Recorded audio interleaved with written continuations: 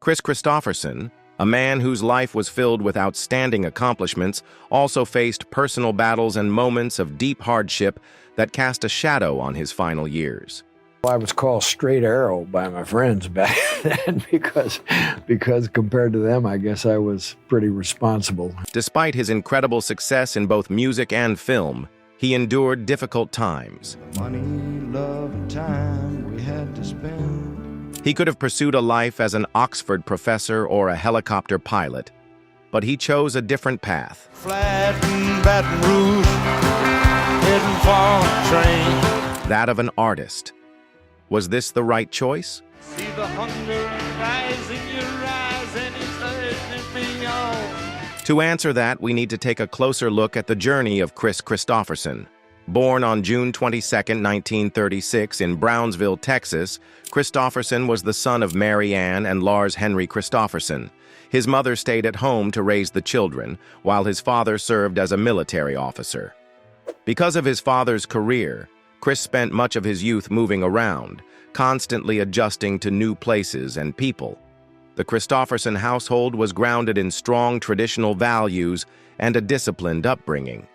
While there's little public information about his siblings, it's evident that Kris was raised in a tight-knit family that emphasized honor, duty, and structure. His early life, marked by constant relocation, gave him a wide view of American culture.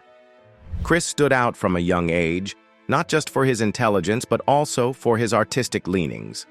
After finishing high school, he attended Pomona College, where he majored in English literature. He was an exceptional student and also an athlete, playing on the college's rugby team.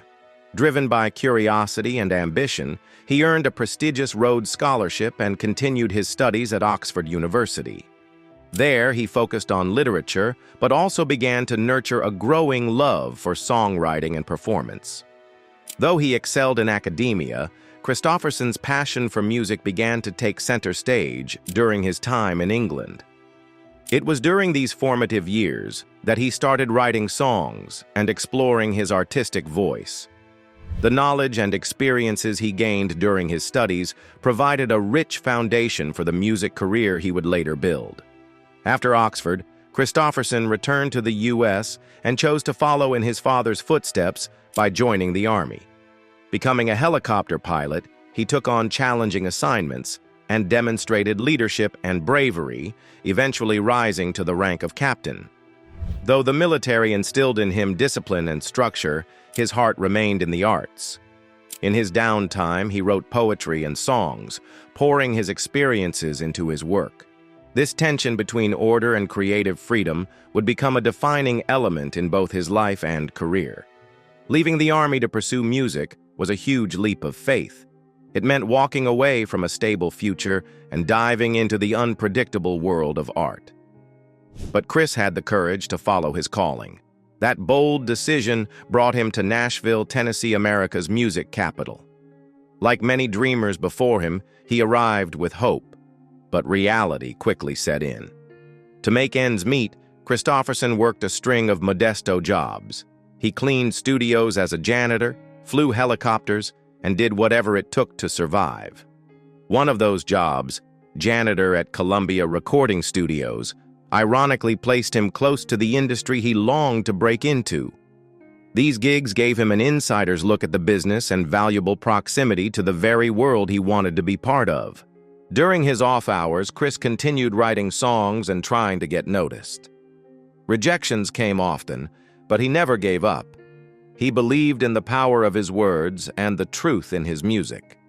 Eventually, that persistence paid off. His deeply emotional lyrics and honest songwriting began to catch the attention of others in the industry. One of the biggest breakthroughs came when Janis Joplin recorded his song, Me and Bobby McGee. The track became a major hit and solidified his reputation as a gifted lyricist. With this success, Kristofferson's career gained real momentum. He released his debut album, Kristofferson, which was both critically acclaimed and commercially successful.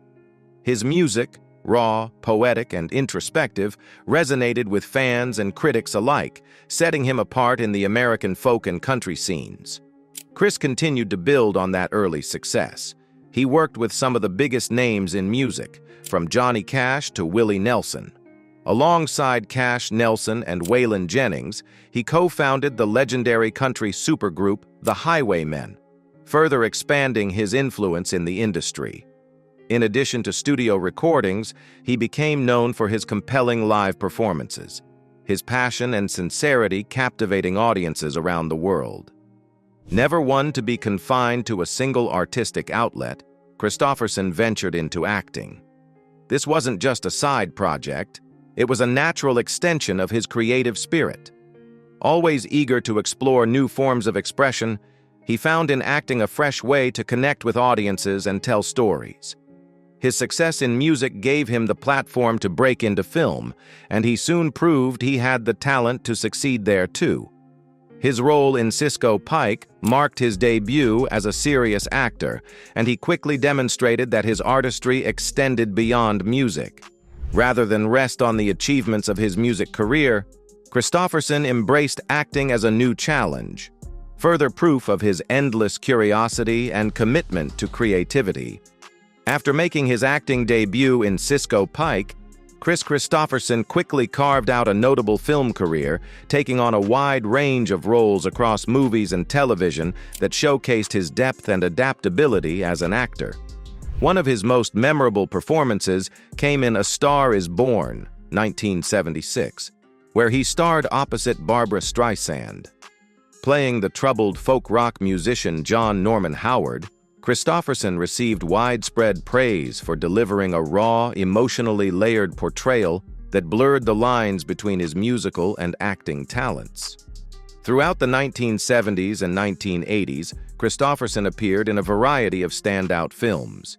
He played a defiant trucker in Convoy, 1978, and took on a lead role in the ambitious Western epic Heaven's Gate, 1980, both performances further cementing his reputation for handling diverse genres, from gritty action to thoughtful drama. His talent extended beyond the big screen as well. Kristofferson also made notable appearances in television productions. In Freedom Road, 1979, he portrayed a former slave, and in the 1987 mini-series America, he took on a prominent role that added to his growing television resume. In the 1990s and 2000s, he remained active in film, taking on parts in major productions like Blade, 1998, where he played Abraham Whistler, a grizzled mentor to the titular vampire hunter. His ability to shift between roles and genres kept his career both vibrant and relevant over the decades. Kristofferson's personal life has been just as intricate as his career. His romantic relationship with legendary rocker Janis Joplin in the late 1960s became the subject of public fascination. The two shared a fiery, emotionally intense bond, rooted in their mutual love of music and strong-willed personalities. Their time together unfolded against the backdrop of a rapidly changing social landscape, as both were rising stars in the music world. Joplin, already a powerhouse voice in the rock scene, and Kristofferson, then emerging as a respected songwriter and performer, had a relationship fueled by passion but plagued by volatility. Unfortunately, their time together was also marked by substance abuse, a recurring struggle for both. The tragic end came in October 1970 when Joplin was found dead from a heroin overdose. Her passing deeply affected Kristofferson, who mourned her loss profoundly and carried her memory with him throughout his life. Kristofferson has been married 3 times. His first marriage to Fran Beer in the 1960s happened during the early days of his music career. Together, they had a daughter named Tracy. Though the marriage eventually ended, it was the first chapter in a series of significant personal milestones. In 1973, he married fellow singer-songwriter Rita Coolidge. At the time, both were experiencing peak moments in their careers. Their romantic and musical partnership led to several collaborations and even a Grammy Award. Their daughter, Kris Kristofferson, later followed in their musical footsteps. Despite their creative synergy, the marriage ended in 1980. 3 years later, in 1983, Kristofferson married Lisa Myers, a lawyer. Their enduring relationship brought a much-needed sense of stability and support to his life during a period of personal transformation. Together, they raised 5 children: Jesse Turner, Jody Ray, Johnny Robert, Kelly Marie, and Blake Cameron. Kristofferson has often credited his family with bringing him peace, joy, and continued inspiration throughout his career. In 1999, he underwent coronary bypass surgery, a critical procedure that helped safeguard his health and extend his life. The successful surgery marked an important turning point and allowed him to continue working in both music and film. Beyond entertainment, Kristofferson has long been involved in activism and social causes. Many of the themes present in his songs, justice, freedom, and protest, also defined his real-life views. He was an outspoken critic of the Vietnam War, participating in demonstrations and using his platform to oppose U.S. military policy. His activism extended to the civil rights movement, where he supported the fight for equality and denounced racial discrimination. Kristofferson also became involved with Farm Aid, supporting American farmers during times of economic hardship. He contributed by performing in benefit concerts and helping raise awareness for their struggles. In addition, he has shown a long-standing concern for the environment and the rights of Native American communities, using his fame to highlight issues related to conservation and indigenous rights. Over the years, Kristofferson has received numerous awards and accolades, both for his music and his film work. Multiple Grammy Awards reflect his songwriting brilliance and performance talent. These honors not only celebrate individual works, but also acknowledge his lasting impact on the country music genre and American music as a whole. Kris Kristofferson also earned acclaim in the film industry, taking home a Golden Globe for his performance in A Star is Born. This achievement not only honored his acting talent, but also highlighted his rare ability to transition seamlessly between different artistic fields. His inductions into both the Country Music Hall of Fame and the Songwriters Hall of Fame serve as career milestones, cementing his influence and long-lasting contributions to American culture and music. With a career as expansive as his, Kristofferson has likely accumulated substantial wealth. While estimates vary depending on the source and time frame, it's widely believed that his net worth runs into the millions. His earnings stem from a diverse range of sources: album sales, concert tours, film roles, songwriting royalties, and other creative ventures. His extensive catalog of music, combined with prominent roles in iconic films, ensured a steady stream of income throughout the years. Kristofferson's legacy stretches far beyond charts and box office numbers. As a musician, he redefined country music by infusing it with lyrical sophistication and poetic narratives rarely seen in mainstream tunes of his era. His ability to blend personal reflection with broader social messages inspired generations of artists to explore more meaningful themes in their own music. In film, Kristofferson brought depth and authenticity to the screen. His portrayals of layered, often conflicted characters resonated with audiences and critics alike. Collaborating with other notable figures in both music and cinema, he proved his adaptability and reinforced his reputation as a true creative force. Whether in a recording studio or on set, he consistently left his mark. His influence continues today, felt in the voices of contemporary artists, the sound of his timeless songs, and the quiet legacy of activism and empathy he's maintained throughout his life. In his later years, Kristofferson has chosen a quieter rhythm, prioritizing meaningful time with loved ones over constant professional commitments. After decades of rigorous touring and high-profile projects, he has opted for a slower pace, focusing on rest, family, and personal interests. He has always embraced a simple lifestyle, shunning the excesses often tied to fame. Whether in his living arrangements, daily routines, or leisure pursuits, Kristofferson favors a grounded, nature-connected existence.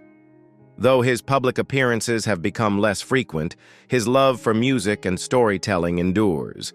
He continues to write and create, albeit more privately, keeping his artistic spirit alive. Health-wise, Kristofferson has faced challenges in recent years, particularly with memory loss, which has limited his ability to perform like he once did. Despite this, he's approached aging with grace, adjusting his life to preserve his health while staying creatively engaged. His dedication to social causes hasn't wavered either. Though he may no longer lead protests or appear at rallies, he still supports important issues, often from behind the scenes. Kristofferson's later life strikes a balance between retreat and quiet impact. His presence now more subtle, yet no less powerful. He remains a source of inspiration, embodying the integrity and passion that have defined his entire journey.